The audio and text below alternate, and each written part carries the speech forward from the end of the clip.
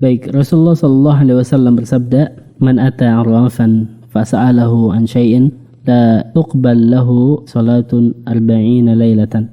Barang siapa yang mendatangi dukun lalu dia bertanya kepadanya tentang satu hal, maka salatnya tidak akan diterima selama 40 malam. Ya, hadis ini diriwayatkan oleh Imam Muslim. Ini adalah konsekuensinya. Kemudian juga Rasulullah SAW mengatakan, "Man atakahinan aw 'arrafan fasaddaqahu bima yaqul faqad kafara bima unzila ala Muhammadin sallallahu alaihi wasallam." Barang siapa yang mendatangi dukun atau peramal kemudian membenarkan apa yang dia katakan, maka dia telah kafir terhadap apa yang diturunkan kepada Nabi Muhammad sallallahu alaihi wasallam, yaitu Al-Qur'anul Karim. Hadis ini diriwayatkan oleh Imam Ahmad. Kemudian juga dari sahabiah Aisyah radhiyallahu anha, beliau mengatakan, "Sa'ala Rasulullah sallallahu alaihi wasallam nasun 'anil kuhani faqala laysa bi syai'in faqalu ya Rasulullah innahum yuhaddithuna ahyanan bi syai'in fayakunu haqqan."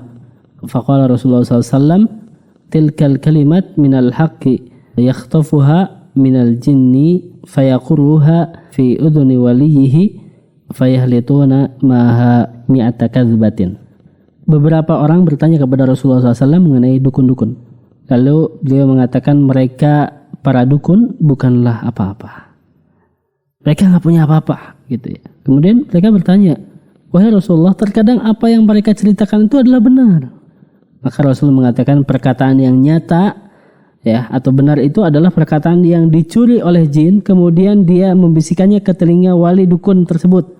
Lalu mereka mencampur adukan bersama kebenaran itu dengan 100 kedustaan. Ya, ini bisa dilihat dalam riwayat Imam Bukhari dan Muslim. Dalam kitab Tauhid Syekhul Islam Ibn Taimiyah, beliau pernah mengatakan al-arwaf atau peramal adalah nama bagi al-kahin, munajjim, ahli nujum, kemudian ar-ramal, tukang tenung, ya, dan semisalnya. Itu mereka dari orang-orang yang berbicara masalah gaib dengan metode-metode semacam itu. Jadi baik ahli nujum, peramal, tukang tenung, itu adalah al-arwaf, ya. Jadi ini harus kita hindari. Allah Subhanahu wa taala juga memperingatkan kepada kita sekalian supaya memang tidak meyakini hal yang gaib kecuali yang datang dari Allah Subhanahu wa taala. Tidak ada satu makhluk pun yang mengetahui baik dari kalangan malaikat maupun para nabi. Karenanya barang siapa yang mengaku mengetahui, maka dia adalah dukun, walaupun sesekali dia berkata benar. Karenanya pula barang siapa yang mengklaim atau meyakini ada makhluk yang mengetahui perkara yang gaib, maka sungguh dia telah kufur. Ini hukum bagi dukunnya. Adapun bagi langganannya, customernya gitu kan, maka jika bertanya tapi tidak membenarkan, maka sholatnya tidak diterima 40 malam. Tapi jika mempercayainya dan membenarkan ucapan dukun tersebut, maka ini telah kafir, sebagaimana kafirnya dukun tersebut. Jadi kita percaya terhadap apa yang dia katakan, ini gawat, kita bisa jadi kufur. Maksud tidak diterima sholat selama 40 malam itu adalah bahwa sholat selama 40 malam itu tetap sah sehingga tidak perlu mengulangnya. Hanya saja pahala salatnya selama 40 malam itu terhapus dengan dosa dia bertanya kepada dukun. Ini maksudnya, ya. Jadi ketika salatnya tidak diterima bukan berarti dia tidak perlu salat, karena itu hanya akan menambah dosa. Jadi saking besarnya dosa sekedar bertanya kepada dukun sampai dosanya seimbang dengan 40 hari salat tanpa menggugurkan kewajiban salat.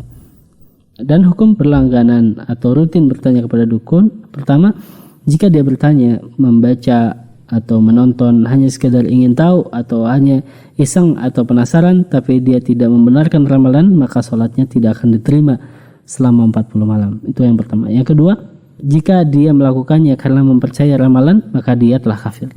Dan yang ketiga, jika dia melakukannya untuk mengungkap kedustaan dan kebatilan dukun, maka itu termasuk jihad dan nahi mungkar selama dia yakin bisa membuktikannya.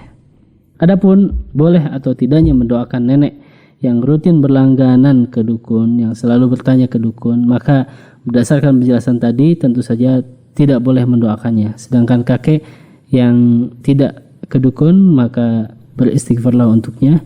Mudah-mudahan Allah Subhanahu wa taala memberikan ampunan buat kakek tersebut. Jadi kita pun sebenarnya tidak boleh memponis gitu ya, sebelum memang faktanya bisa kita lihat gitu, seperti itu. Ini yang bisa saya jawab, wallahu a'lam. Kalimatan habibatan ila rahman